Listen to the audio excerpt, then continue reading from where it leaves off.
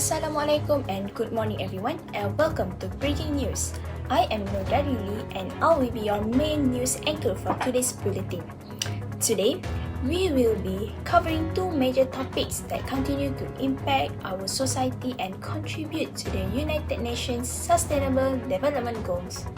Our first story focuses on health, which supports SDG 3, good health and well-being. We will also be discussing education, a key pillar of SDG 4, quality education.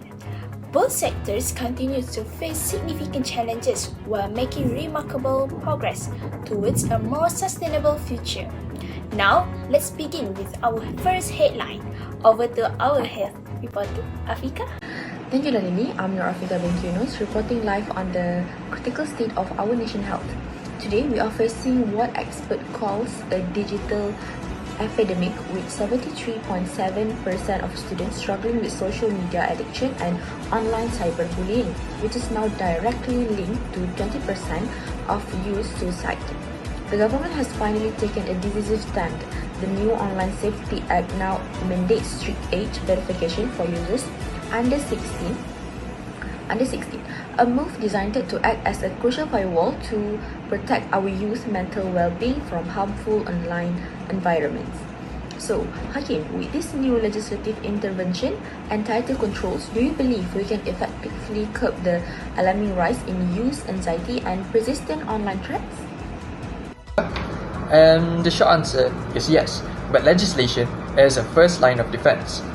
From a medical and clinical standpoint, keeping children under 16 off highly addictive algorithm is an absolute game changer. We cannot ignore the fact that 73.7% of surveyed local students suffer from social media addictions, which fundamentally alters adolescent brain chemistry and directly fuels severe anxiety. By forcing platforms to implement strict age verifications, the Online Safety Act finally holds the tech companies accountable rather than leaving vulnerable parents to fight this digital epidemic alone. This is a massive, long overdue steps, especially considering that the data from the Malaysian Mental Health Association reveals that at least 20% of youth suicides in the recent years were directly linked to cyberbullying. However, as a health expert, we must look at well-being holistically. It doesn't stop at a digital firewall. True equity means addressing physical infrastructure as well. While we protect young minds online, we must ensure our physical healthcare systems can also support low-income families and vulnerable groups when they fall sick. That is why 46.5 billion ringgit Malaysia allocation under budget 2026 is so crucial. By channeling 1.2 billion ringgit Malaysia strictly into upgrading dilapidated public hospitals and deploying a specialized 650 million ringgit Malaysia fund to bridge the digital gap in rural clinics, the government is tackling both mental and physical health structural gaps simultaneously. So to answer your question, Afika, the Act gives our youth the essential breathing room they desperately need. But it is this combined blueprints of mental protection and robust public healthcare infrastructure that will truly ensure that no Malaysian is left behind. Beyond the mental health crisis, the government is also aggressively tackling healthcare inequality across the country through the landmark Together for Health initiative. RM 1.2 billion is allocated specifically to upgrade dilapidated hospitals, while RM Thank you, Afika, for that informative report. Health remains one of the world's greatest priorities, and it is essential that we continue working together to ensure the well-being of everyone. Now, let's move on to our second headline, which focuses on education. Over to our education reporter, Atika. Thank you, Dalili. I'm Nur Atika Shafika binti Mumarasid, reporting live on the latest development in Malaysia education sector. Today, the Ministry of Education continues to strengthen its commitment to providing quality education for every student across the country.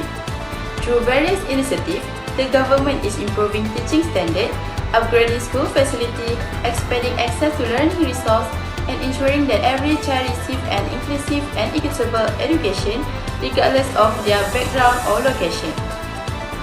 This effort aims to create a supportive learning environment where students can develop critical thinking, creativity, communication, and lifelong learning skills. By investing in teaching professional development, enhancing educational resources, and reducing learning inequalities, Malaysia is taking important steps toward building a more knowledgeable, skilled, and competitive generation. As Malaysia works toward achieving Sustainable Development Goal 4, quality education, this initiative shows encouraging process. The success of quality education ultimately depends on the collaboration between the government, educator, parents, and students in creating a supportive and effective learning environment. To better understand how the initiatives are shaping the future of education, we spoke with our education interviewer, Muiz. Let's hear from his perspective. Thank you, Atika. From my perspective, this digital transformation is exactly what we need to stay ahead.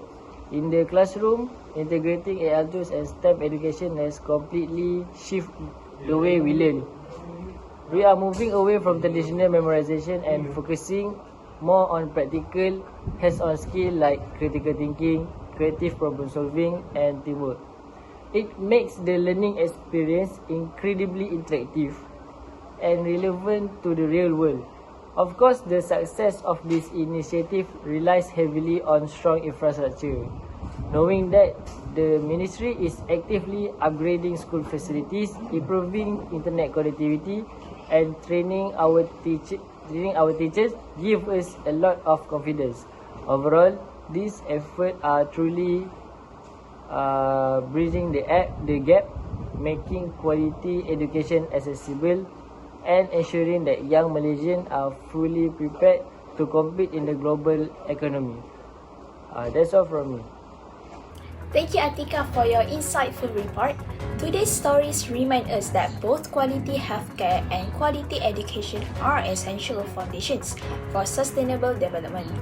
By addressing these issues, we move one step closer towards achieving the Sustainable Development Goals. That's all from us for today's edition of Breaking News. I am Nurdalili. Thank you for watching and have a wonderful day.